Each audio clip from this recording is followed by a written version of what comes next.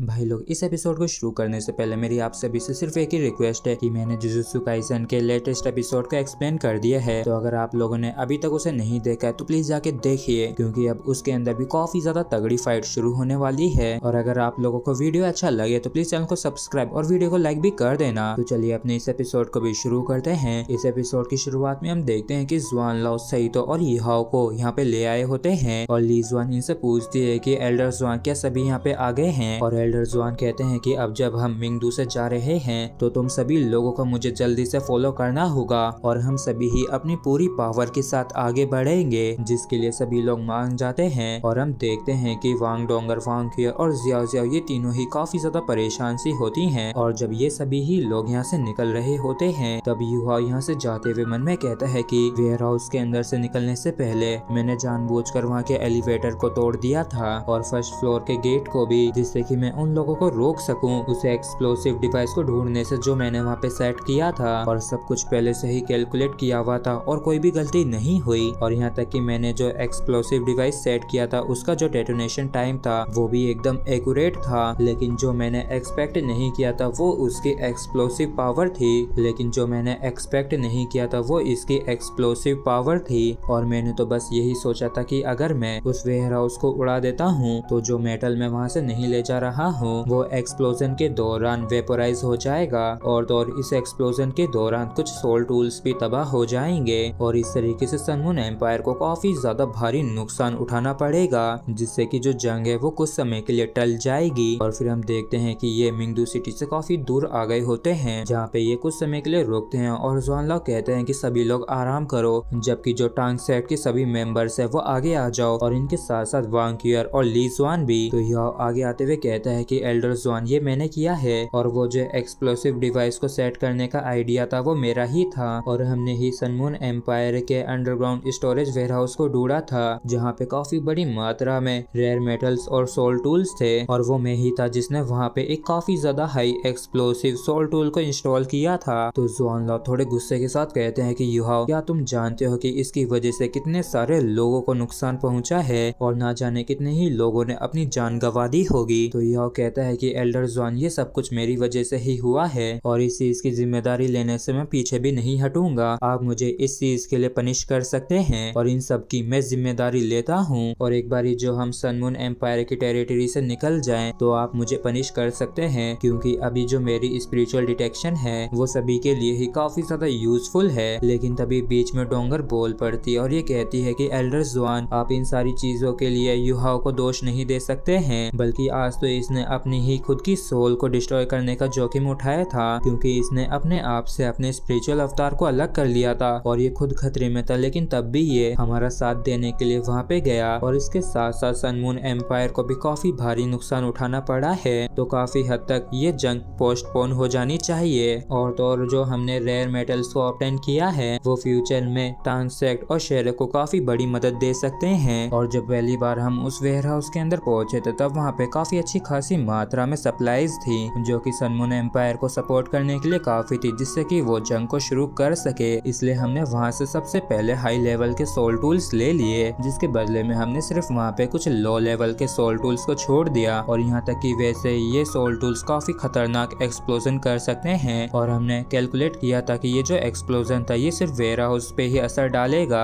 लेकिन हमने एक्सपेक्ट नहीं किया था कि ये जो एक्सप्लोजन होगा ये इतना ज्यादा खतरनाक और भयंकर होगा। और वैसे भी वहाँ पे जो सोल टूल्स थे अगर वो सभी ही जंग के अंदर इस्तेमाल होते तब भी ना जाने कितनी ही जाने जाती। और मुझे डर है कि अभी जितने लोगों की गई है उससे भी 10-15 गुना ज्यादा लोगों की जान जाती। तो अगर आप इसे पनिश करना चाहते हैं तो आपको मुझे भी पनिश करना होगा। और युहाओ ने जो कुछ भी किया है उन सभी में ही मैंने उसका साथ दिया है। और डोंगर को ऐसा करता देख युहाओ भी काफी हैरान होता है। और तभी वांग क्यूर भी आगे आते हुए कहती है कि वहाँ पे मैं, जियाओ जिया और डोंगर ही थे जिन्होंने उस एक्सप्लोसिव डिवाइस को वहाँ पे इंस्टॉल किया था, इसलिए असली गुनहगार हम हैं। और जियाओ जिया कहते हैं कि हाँ, असल में ये प्रॉब्लम हमारी ही वजह से हुई थी और इस चीज का युहा के साथ कोई भी लेना देना नहीं है और उनके स्टोरेज को डिस्ट्रॉय करना बस हमारे प्लान का एक हिस्सा था। और ऐसा इसलिए हुआ क्योंकि हम कुछ ज्यादा ही खुश हो गए थे जो चीजें हमने वहाँ से हासिल की थी उनके चक्कर में। और तभी भाई भी आगे आते हुए कहता है कि एल्डर जुआन, इस मसले का इन लोगों के साथ कोई भी लेना देना नहीं है और ये सारी प्लानिंग मैंने और हुआ ने साथ में मिलके ही की थी और क्योंकि वहाँ पे मैं ही बड़ा था इसलिए मैंने ही ये करने का डिसाइड किया था। तो इन सारी चीजों के जो भी परिणाम होंगे उन सभी को मैं ही भुगतूंगा और यह शेर को भी छोड़ के नहीं जा सकता है, क्योंकि मेरे ग्रेट ग्रैंडफादर ने अपने आखिरी लम्हों में कहा था कि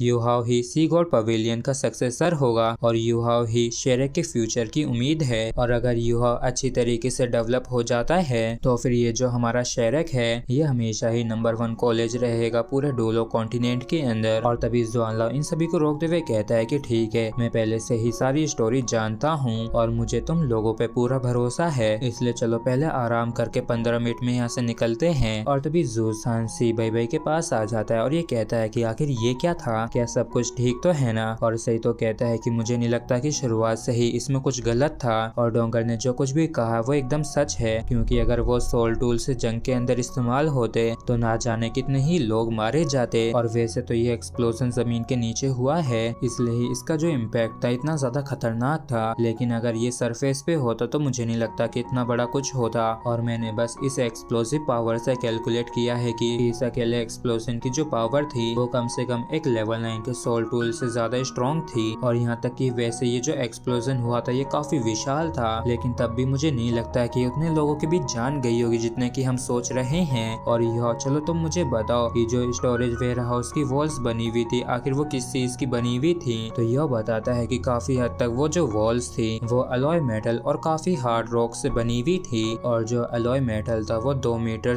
थिक था जबकि जो रॉक्स थे वो 15 मीटर थिक थे। तो मुझे लगता है कि जब इसे बनाया गया था तब पूरा फोकस इसकी डिफेंसिव पावर पे ही किया गया था, जिससे कि ये काफी ज्यादा strong underground defence storage warehouse बन सके। और फिर सही तो अपना ज्ञान देते हुए कहता है कि तो वाकई में वो एक काफी ज्यादा स्ट्रॉन्ग डिफेंस था। तो फिर हमने जो एक्सप्लोजन पावर को महसूस किया था तो वो एक हॉरिजॉन्टल एक्सप्लोजन होगा जो कि वहाँ पे ऊपर की तरफ हुआ था। और रही बात उस सैंड और रॉक्स की जो हमने देखी थी तो देख के ऐसा लगता है कि ये इम्पैक्ट इसलिए था क्योंकि जो अंडरग्राउंड के अंदर वो एक्सप्लोजन था उसका डायरेक्शन ऊपर की तरफ था, मतलब कि सबसे खतरनाक असर उन एरियाज पे पड़ा होगा जो कि सेंटर एक्सप्लोजन के करीब थी, जो कि एरिया मिंगदू के 1/3 से भी काफी ज्यादा कम है। मतलब कि वो जो इतना खतरनाक एक्सप्लोजन हुआ था वो सिर्फ अकेले तुम्हारे एक्सप्लोसिव की वजह से नहीं हुआ था बल्कि उनके काफी स्ट्रॉन्ग डिफेंस की वजह से हुआ था। जबकि इस तरह मिंगदू के अंदर इस एरिया की काफी ज्यादा बुरी हालत होती है। और यहाँ पे ज़ूतियारन गुस्से के मारे पागल हो रहा था और ये चिल्लाते हुए कहता है कि आखिर ये किसने किया।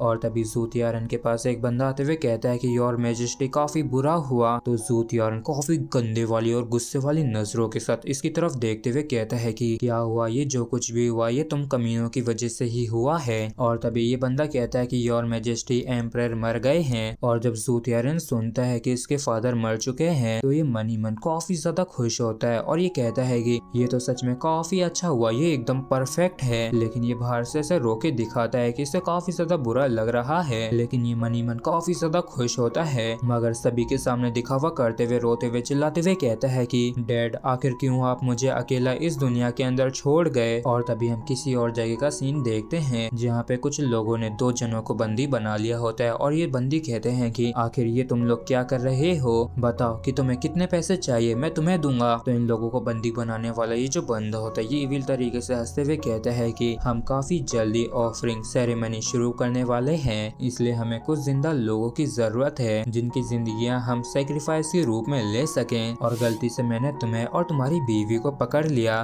तो चलो मुझे बताओ कि तुम दोनों में से कौन सेक्रीफाइस होने के लिए तैयार है। और जो कोई भी सेक्रीफाइस होने के लिए तैयार है तो मैं दूसरे को छोड़ दूंगा। तो ये लड़की कहती है कि मैं मरना नहीं चाहती हूँ, प्लीज हमें जाने दो। लेकिन तभी ये बंदा रोते हुए चिल्लाते हुए कहता है कि मैं मरना नहीं चाहता हूँ, आप इसका बलिदान दे सकते हैं। तो इस चीज को सुन के ये लड़की काफी गुस्से में कहती है कि आखिर तुम ऐसा कैसे कर सकते हो, और तुमने तो कहा था ना कि तुम अपनी जिंदगी से मुझे प्रोटेक्ट करोगे, तुम तो एक नंबर के झूठे निकले और तुम तो बस ये चाहते हो कि मैं अपने आप को सेक्रीफाइस कर दूं सिर्फ तुम्हें बचाने के लिए। और मैं हमेशा से ही तुम्हारे प्रति कितनी अच्छी रही हूँ, तो क्यों ना तुम अपने आप को ही सेक्रीफाइस कर दो मेरी जान बचाने के लिए। जिस पर ये बंदा कहता है कि हम सिर्फ एक ही बार जीते हैं और एक बार जो हमारी जान चली गई तो मतलब कि चली गई। तो ये लड़की सटिया जाती है और ये काफी इविल तरीके से खुश होते हुए हंसते हुए कहती है कि भाड़ में जाओ, तुम ही हो जिसे मरना चाहिए, प्लीज इसे मार दो, इसे मार दो और इसे ही सेक्रीफाइस के रूप में इस्तेमाल करो। और तभी अचानक से इस मिस्ट के अंदर कोई अननोन एनर्जी इन दोनों को मार मार देती है। तो ये दोनों बंदे आपस में बात करते हुए कहते हैं कि ये जगह तो सच में काफी ज्यादा अजीब है और ये जगह पक्का उन आदमी और औरतों से इंस्पायर हो रखी है जिन्होंने अपने प्यार को धोखा दिया है, और एक बारी जो ये एक्टिवेट हो जाए तो इससे बच के भागने के बारे में तो सोचना भी नहीं चाहिए, क्योंकि यहाँ तक कि भगवान भी इससे बच नहीं पाते हैं। और जो भी इंसान अंदर होते हैं वो, जिसके बाद हमें रात के समय कहीं और का सीन दिखाया जाता है जहाँ पे याओ कहता है कि ये जगह तो काफी जानी पहचानी सी लग रही है, और ऐसा दिखता है कि 1 घंटे हम इसी जगह से गुजरे थे।